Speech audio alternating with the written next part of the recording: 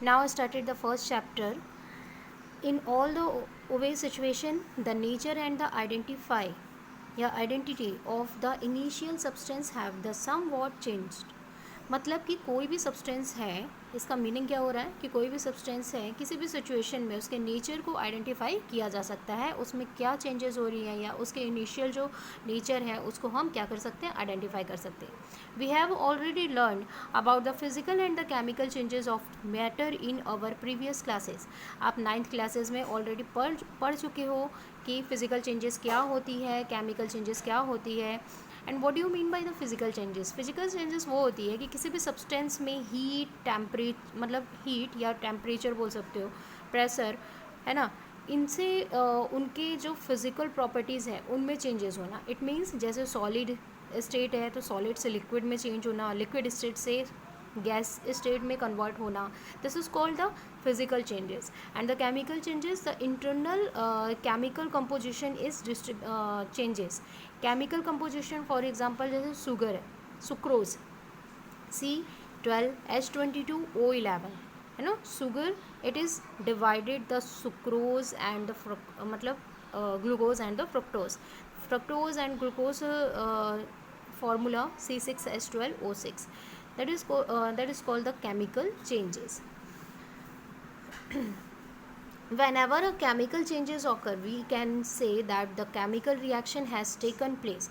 कोई भी chemical changes जो होता है वो किसके कारण होता है, कोई भी chemical reaction के थ्रू होता है. कभी भी chemical changes ऐसे ही सडन नहीं हो जाते. जब तक chemical reaction उनमें नहीं होगा chemical changes नहीं होगा. ठीक है, तो हम इस फ्लो चार्ट के अकॉर्डिंग समझ सकते हैं. टाइप्स ऑफ चेंजेस आप इससे पहले 9th क्लास में पढ़ चुके हो, वही चीज़ है, वही कॉन्सेप्ट है. 2 टाइप्स ऑफ चेंजेस जो आइडेंटिफाई करते हैं सब्सटेंस के नेचर को. क्लियर हो रहा है, आइडेंटिफाई सब्सटेंस नेचर. 2 टाइप्स के चेंज होते हैं, उनको हम हेल्प करते हैं कोई भी सब्सटेंस के नेचर को पता करने के लिए. ठीक है, identify the substance nature. It is divided physical changes and the chemical changes. What do you mean by physical changes? It is depend on the state, depend on the order, depend on the color and solubility in water.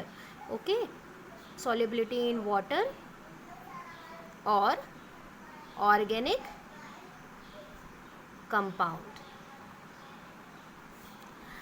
Physical changes किस पे depend करता है कि मतलब हम इससे nature कैसे पता करते हैं फिजिकल चेंजेस का. सपोज कोई सब्सटेंस है, for example NaOH, sodium hydroxide. मैंने आपको एक वॉच ग्लास पर सोडियम हाइड्रोक्साइड के थोड़े से अमाउंट दे दिए और एक वॉच ग्लास पे मैंने आपको NaCl, कॉमन सॉल्ट या रॉक सॉल्ट, मतलब कि सोडियम क्लोराइड दे दिया. दोनों की कलर सेम है तो हम इसका आइडेंटिफिकेशन करेंगे. आपको नाम मुझे पता है कि इसके नाम मतलब ये सोडियम हाइड्रोक्साइड है, ये आपका सोडियम क्लोराइड है, लेकिन आपको नहीं मालूम. तो आप कैसे आइडेंटिफाई करोगे उसके फिजिकल प्रॉपर्टीज़ को. That is identify the physical property and depend on the changes.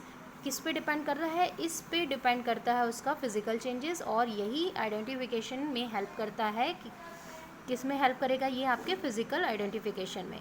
तो हमें चेक करना होता है कि स्टेट क्या है. तो अगर ये स्टेट क्रिस्टलाइन है तो क्रिस्टल फॉर्म पे है, अगर ये इस तरीके से क्रिस्टल है तो क्रिस्टल बोलेंगे. ये पाउडर फॉर्म पे है तो पाउडर बोलेंगे. ऑर्डर देखेंगे अगर इनमें ऑर्डर है क्या, कलर क्या है इन दोनों के, सॉल्युबिलिटी दोनों को वाटर में हम डिज़ोल्व करके देखेंगे इनके सॉल्युबिलिटी है कि नहीं है. तो इस तरीके से हम फिज़िकल प्रॉपर्टी इन 4 कैरेक्टर पे पता करते हैं. इससे ज़्यादा कैरेक्टर भी होता है. जैसे आप हायर सेक्शन पे जाओगे तो आपको melting point and boiling point भी क्या होगा, पढ़ने मिलता है. हालांकि इस बार भी है melting point and boiling point, इतना एक्सप्लेनेशन नहीं है. लेकिन ये 5 जो प्रॉपर्टी होती है इसमें कुछ भी चेंजेस होता है या टेम्परेचर को लेके, प्रेशर को लेके या फिर रिएक्शन को लेके, जिससे क्या होता है फिज़िकल चेंजेस होते हैं. ठीक है, नेक्स्ट इसमें देखते हैं दूसरे सेकंड चेंज जो है केमिकल चेंजेस को लेके. तो केमिकल चेंजेस किस पे डिपेंड करता है, अभी आपने पढ़ा केमिकल चेंजेस ऑकर किसके कारण होता है? केमिकल रिएक्शन के कारण होता है। ठीक है, तो केमिकल रिएक्शन के कारण होता है। तो कितने टाइप्स के रिएक्शन होते हैं ये आप प्रीवियस क्लास में भी पढ़े होगे। आई थिंक आप 4 टाइप्स पढ़े हो, combination, decomposition, displacement and double displacement. यहाँ तक आपका 9th में मेरे ख्याल से था, है ना। तो कॉम्बिनेशन हमको जानना है कि कॉम्बिनेशन रिएक्शन क्या है। कॉम्बिनेशन जिसमें कंबाइंड होते हैं, दो इंडिविजुअल अलग अलग प्रॉपर्टी कंबाइंड होती है और वो क्या करते हैं? प्रोडक्ट बनाते हैं। ठीक है, डीकम्पोजिशन जो कंपाउंड होता है वो ब्रेक डाउन होता है ना, और लाइट कंपोनेंट में बोल सकते हैं कि फॉर्म करता है, लाइट कंपोनेंट फॉर्म करता है। अगला डिस्प्लेसमेंट जो है वो क्या होता है कि जो हायर रिएक्टिव सीरीज़ है, इसमें आपको रिएक्टिव सीरीज़ भी दिखाई देगा, तो उसमें क्या होगा कि लेस रिएक्टिव सीरीज़ का पोजीशन ले लेता है। डबल डिस्प्लेसमेंट भी सेम इसी के ही टाइप्स हैं। ऑक्सीडेशन में आपको जो ऑक्सीजन के प्रेजेंस में हो रहा है रिडक्शन, जो ऑक्सीजन के एब्सेंस में होने वाले रिएक्शन है। न्यूट्रलाइजेशन एक ऐसा रिएक्शन होता है जिसमें सॉल्ट प्रिपरेशन होना कंपलसरी होता है। तो ये सभी रिएक्शन को आपको पढ़ना है। ठीक है, तो चेंजेस आप यहाँ पे पढ़ चुके हो, इसको यहाँ तक आप नोट्स बनाएंगे। इसके बाद हमको पढ़ना है कि केमिकल रिएक्शन या केमिकल इक्वेशन लिखने का पैटर्न क्या होता है और उसको बैलेंस करने के लॉ क्या है।